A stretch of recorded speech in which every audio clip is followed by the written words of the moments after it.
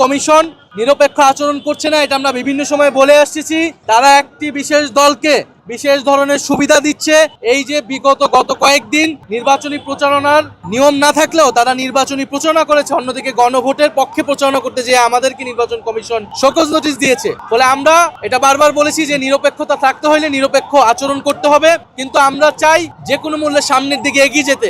জাতীয় নাগরিক party NCP সংস্কারের পক্ষে যেরকম দৃঢ় অবস্থান ছিল, বিচারের পক্ষে যেরকম দৃঢ় অবস্থান ছিল, একইভাবে নির্বাচন এবং গণভোটের পক্ষে তারা দৃঢ় অবস্থান আছে।